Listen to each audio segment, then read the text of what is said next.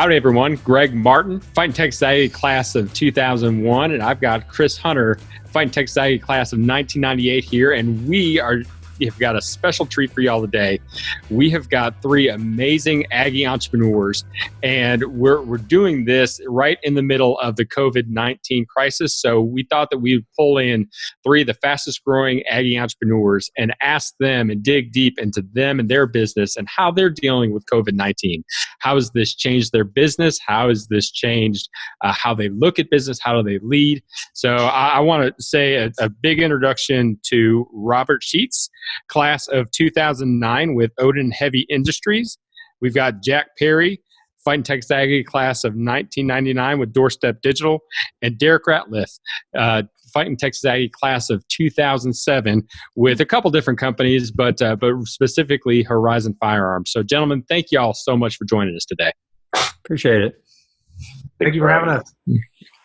Well, y'all, I know that we talked a little bit about this beforehand, and a lot of the discussion that we're having that is non-business related is anticipation of the fall. And dear God in heaven, please let Aggie football be here. So we thought that we'd kind of kick this off and just kind of go round robin.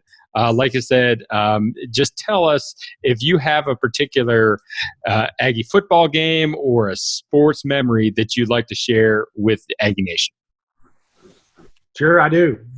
So you've asked me what my favorite Aggie memory was, and that's meeting my wife. And so this is actually the story of meeting my wife revolves around the game in Austin where A&M played UT and Ricky Williams broke the running record.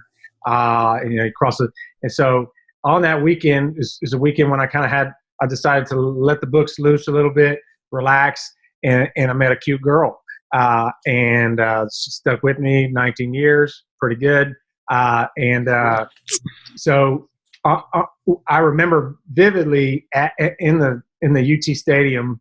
I can't remember if we won that game or not, but it was he had a crazy game. You found the girl. That's not important. That's not the important thing here, Jack. Yeah. So, but she was playing a little hard to get. I remember whispering, "Hey, remember me from 6th Street?" And she wouldn't look back. And so it's a cute story.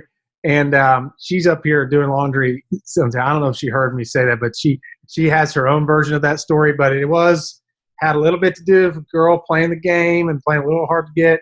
But I didn't give up, and it was worth it. And we're able to kind of start dating from that game. So that was Thanksgiving of 1998 or 9. Jack, that's awesome. Thank you so much. So twice in a row, you are bringing your wife into to A&M. You owe your marriage to A&M, so that's fantastic. Indeed. Derrick, how about you? I'd say for me, it's more like I would say even after being graduated and stuff. So I have a 7-year-old boy at home, and he was born in November. And so one of the first gifts he was given was I'm going to get this wrong. I think it was class of 32 Aggie jersey. So no pressure. Oh yeah, exactly. So every year at the first ball game, we put some Aggie memorabilia on him, and he takes a picture in the living room, watching the game and everything. So we have now 7 years worth of his first Aggie football game of the season photos, and so it's kind of fun. It like signifies the start of fall for us, and obviously being in the hunting industry, that's kind of like the kickoff for us. Is that like photo of Aggie football kicking off for the year? So cool. Robert, how about you round us out? Yeah, so I'm going to make mine about my wife as well. She came to A&M to get a PhD, and her undergraduate was done, and her graduate school was at UCSD in California. So when we came back to Texas and moved here, and this has been, 7 or 8 years ago, it was one of her first exposures to Aggies and the school itself and Aggie spirit was when Johnny Manziel won the Heisman Trophy. We had decided to go do a watch party at the corner. And so right after we won it, we did the fight song, and she thought we were all crazy. So, and I'm not disputing that we aren't, but yeah, it was great for her to see that, level of of spirit and, and whatnot. It was a lot different experience than what she had as an undergrad. Wow, that's awesome. Love both of you using your wives in the stories. That's always really good because it's important to keep them in the loop for all of our businesses, right? All right, so moving on, let's talk about your business and tell us, if you will, a little bit about your business and why you chose to start it. And let's start with you, Derrick. So we are basically Horizon Firearms and Iota Outdoors. We are a custom rifle manufacturing company as well as a carbon fiber composite rifle stock manufacturing company. So we kind of run it as two different branches, but that's what we do. We do truly custom firearms. And so, man, you as an entrepreneur, sometimes you look back and you wonder, like, what exactly was I thinking? But I mean, I got into watching, hunting VHS tapes in the early 90s, right? And so, kind of through school and everything, wanted to do new product development in this particular space. And so kind of we ended up here, and now it's, trying to figure out where we go from here, right? Yeah, that's awesome. How about you, Jack? I have a lot of other little businesses that I do, real estate, and even we started a wellness business this year. But the main bread and butter business is called Doorstep Digital, and that's this logo here, and that occupies about 80% of my time in Doorstep Digital. And so we're in 7 cities. We've got I've got one in Dallas. Let's say about 5 employees local here in Texas that work with us, and then we have overseas help as well. We do a lot of multimedia editing, photo archiving. So we deal with the Doorstep Digital. We are the secure, local, owned in Texas option to scan, back up, and organize your priceless photo and video collections. And so there's probably everybody here has those collections, but you're not really motivated to do it unless some sort of life event happens, such as a death, a move, or some other life event. And then that's when there's a big need for additional hands to help you get organized and preserve the thing that means everything to your family.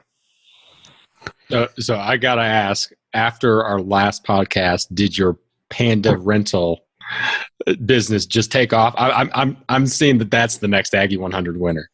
Be right back, Greg. Oh no, that's awesome. Okay, Robert, you want to answer while Yeah, sure. So Odin Heavy Industries is what I'm doing 90% of my time as well. That's my main focus. And we are a spring energized seal manufacturer and a precision polymer components manufacturer. So we design, build, and test our products to go into our customers' products.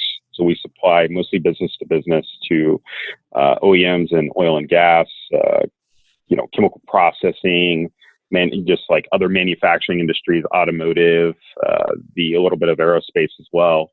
And our product is basically, most people know what an O-ring is. They're like a much, much more technically superior product to an O-ring. And that is what we make. And my big thing that I'm really into is lean manufacturing. I'm a huge lean manufacturing nut. So that's what we use as the backbone of our operations side. Yeah, specifically, Robert and Derrick, you guys both, when we recorded both of you, it was relatively close to each other, and you both were nerding out on lean manufacturing, and it was really encouraging. It's great. It works. A lot of work to get there, but it works once you get the system set up. Okay, so Robert, so Jack has come on and he's got the Panda head on. So that is super legit. Yeah.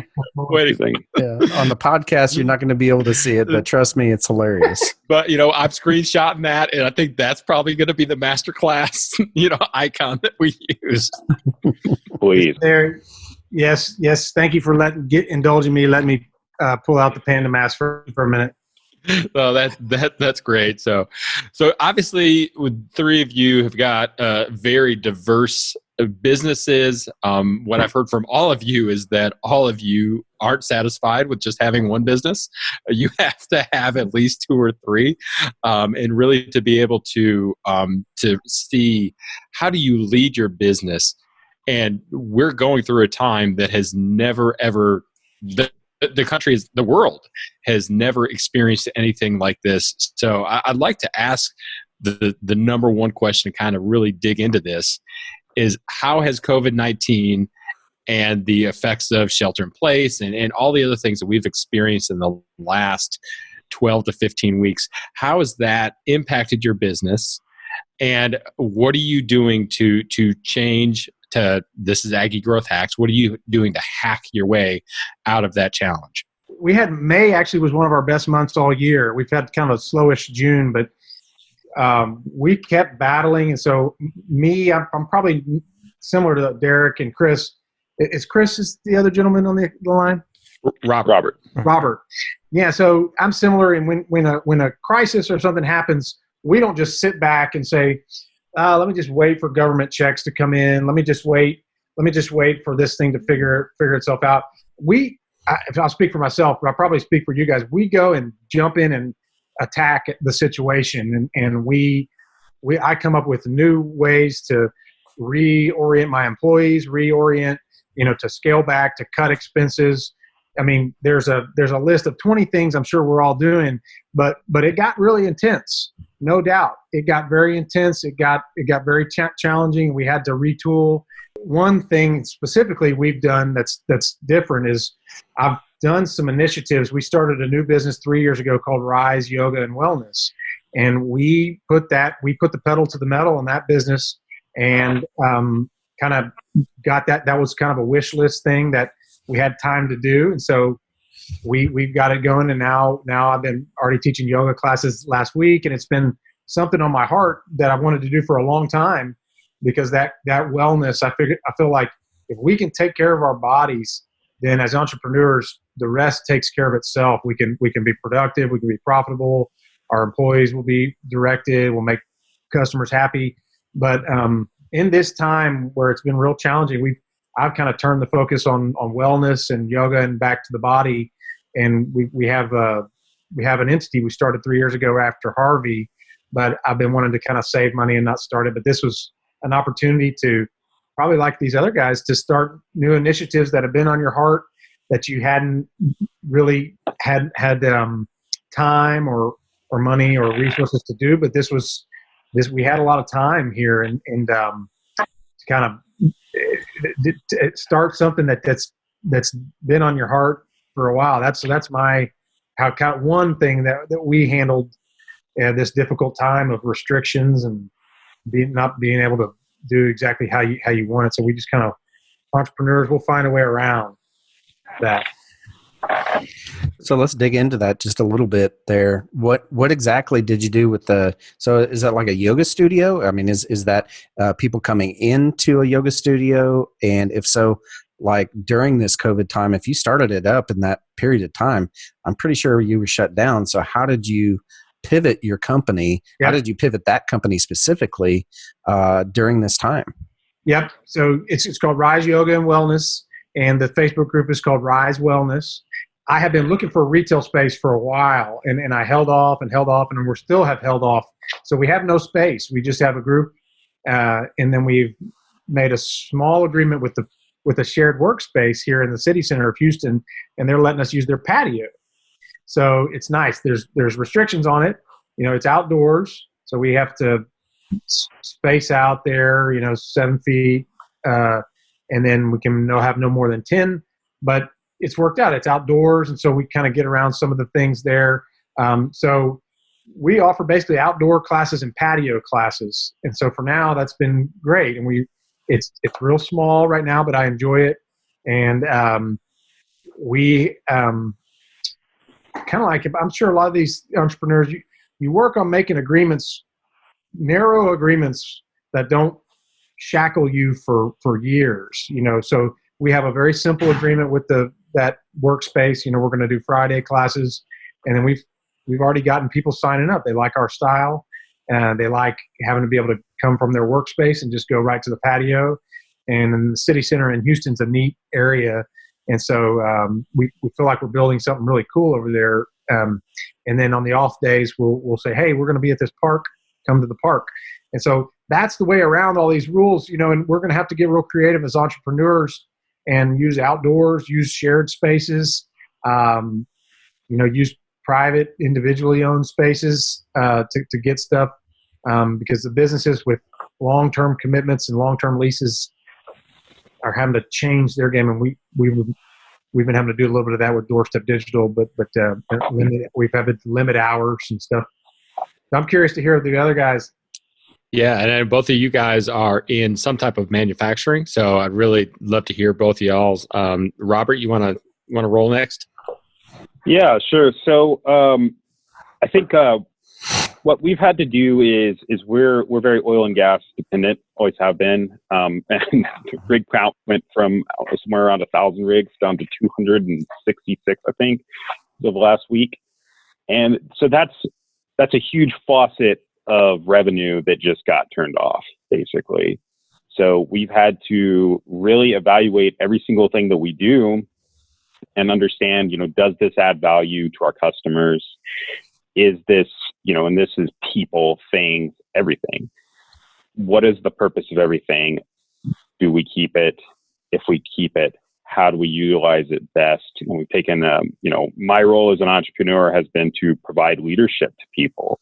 I think that's one of the worst things about this entire crisis is it's just mass confusion. I mean, whether it's, whether or not you're supposed to wear a mask or, what you're going to be doing from day to day, I think for a lot of our employees, it's been real important to have some sort of normalcy every day and provide a focus for them. And we really doubled down on improving our people and making them better and trying to get them to help us be part of the solution and not part of the problem for our business. And, bring that idea of like, what can you do to help us? How do we all work together to save on cost? What do we need to do to make that happen? And I've always been a big believer that my employees they're what make and break me. If they cannot provide our customers value, then we will not be successful. And the way that we have to do that right now is a big part of it is figuring out how to cut costs. How do we do that so that we can still make our customers competitive? Robert, that's so amazing that is the area that you went to, because I think even in our last conversation, you were hyper aware that your employees were the secret sauce, the thing that really made you successful. So the fact that you really doubled down on that and that you've continued to invest in them and really creatively work with them. This is on top of your day. I think it's your 2-second challenge where you're trying to shave off 2 seconds every day. So the question I have is, how have they responded to that? Because to me, when one of the biggest challenges that your company, your industry faces is the revenue's not there. Well, I can cut expenses all day long, but if I don't have any top line revenue coming in, then it doesn't really matter. So how do they respond to that? So we still have some revenue coming in. It didn't all go away, thankfully. Yeah. But they've responded really well. Everyone has, is very aware of what we need to do on a daily basis, and that is to keep improving, to reduce the amount of time it takes to make things, so that we can reduce the amount of time we have to be there at work. If that becomes necessary.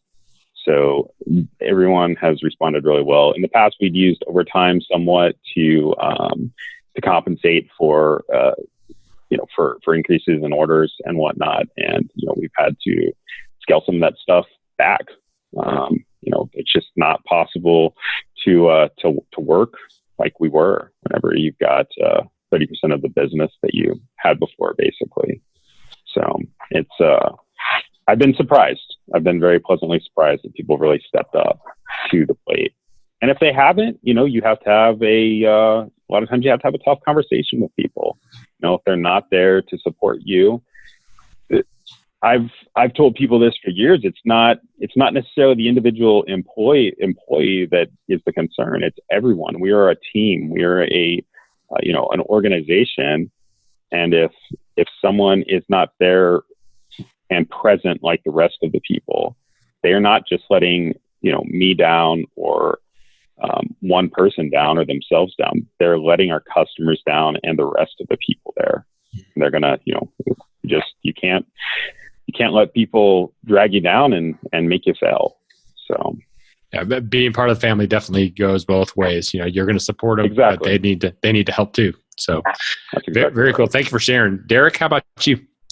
Well, that's it's an interesting question, right? So just to understand where I'm coming from here, right? We have, like I think we talked some, we have the outdoor division, the firearms piece, and then we also have a bigger play in the sense that, we're one division of a 120-year-old, family-owned and operated company that has multiple conglomerates in different spaces. And so I'm going to answer the question kind of in twofold, as what we did horizon-wise, and then kind of what we had to do company-wise. I think there's some good nuggets there, but from the horizon side, it's been really interesting to see because, everybody knows in the outdoor space, or especially in the firearm space, when there is a pandemic or a crisis or whatever, there tends to be these kind of, interesting buying sprees, right?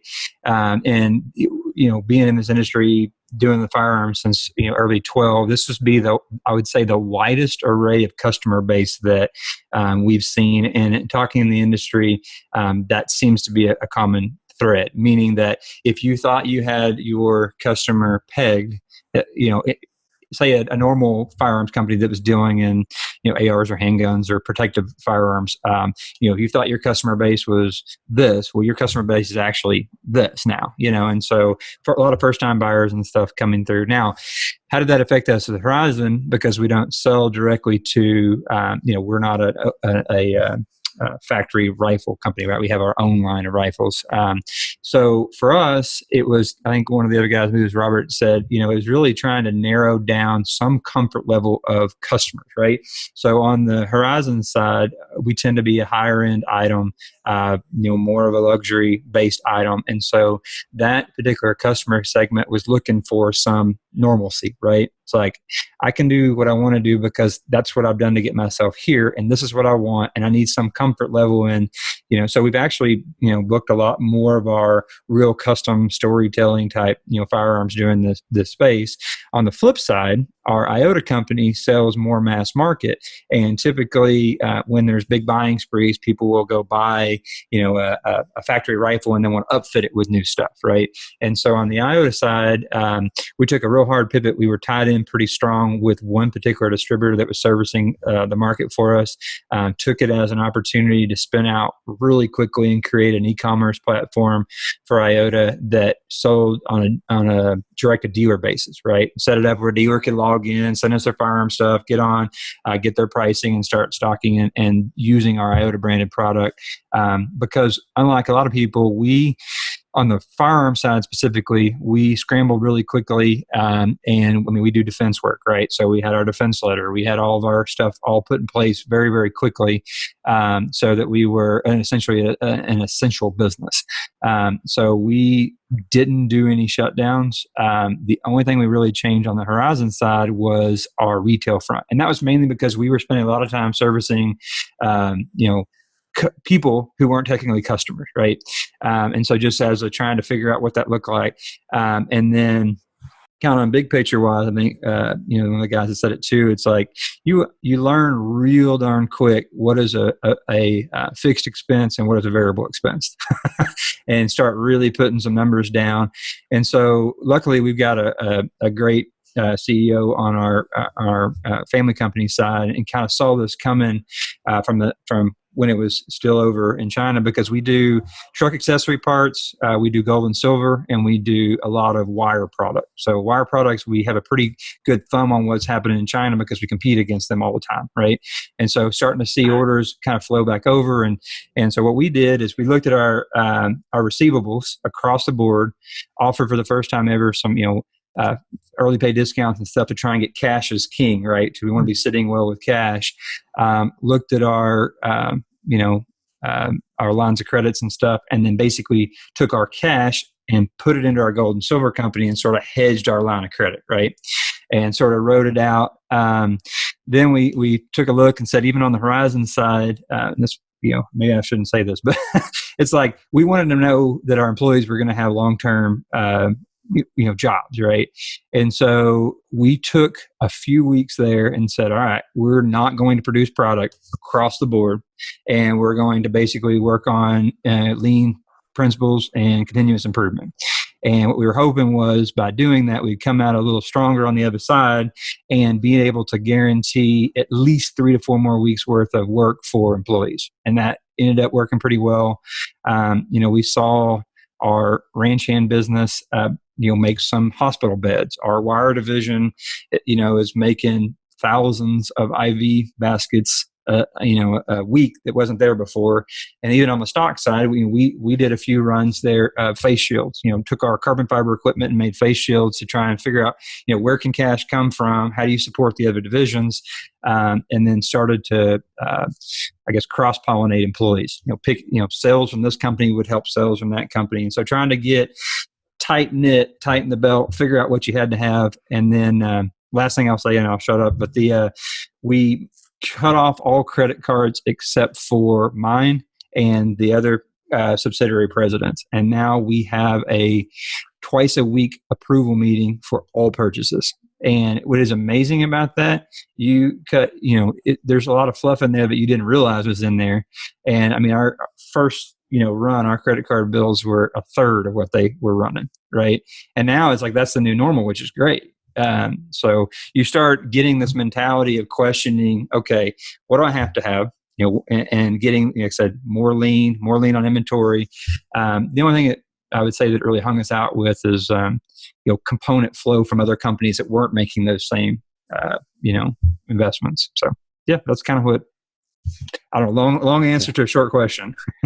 No, those are nuggets of gold that are right there. And as a profit first professional, and I know Chris and I have talked a lot about the profit first methodology, and a big chunk of that is cutting expenses so that you can ensure that the business is permanently profitable, and expenses that 120 days ago you would have argued as essential. Now you realize those are nice to have. Or you start questioning, like, is that the best deal, right? So we went through credit card stuff today, right? And I want to say the name of that. We have water delivered to the different companies, right? Whatever. And we started looking at like, whoa, wait a second. We could actually do, bottled water provided throughout the company and, whatever, and on half the price. Like, so you start looking at these like funny things that you take for granted in just, pre-COVID operation. Yeah. So the questioning, it leaves you an opportunity to question everything, to question where your kids are going to school, question we're doing that right now. Yeah. I mean, just rethink. It's given, this, I didn't look at this as just kind of an accident time. I looked at it as kind of a, hey, wake up about every expense, every life decision. Really time to reanalyze. And I think what's awesome about that, I mean, just piggybacking off that whole concept, my wife and I have been talking, it's like, when would there ever have been a time when you could have paused it all and looked at, all the important things, right? Yeah. So everybody got an opportunity. Like I said, we worked, normal, but, kids were at home and, we had friends, whatever. And so it was like, you got to just be free in questioning all the decisions. Like you said, school, we're looking at the same thing now, where before maybe that was a bad thing or a taboo to even think about. Well, COVID has created an environment of, well, why? Right. Right. And even the kids are asking that because they're like, if we can get done in 2 hours, what we, and it's a valid question, right? So go ahead. Sorry. No, you're cool. Some things I wish would come back. We're playing baseball right now, and it's sad to watch. My 7-year-old run to the dugout. Hey, high fives are back. We can now high five. It's like, so this like COVID T-ball environment is really awkward. But yeah, it's long distance breaks and fake high fives. But whatever, I'll take it. Yeah, and I totally get that. This is the first year in 10 years that we have not done baseball in the spring. And, right now it's because of COVID, right? And other, parts of it's just circumstances, that went along with that.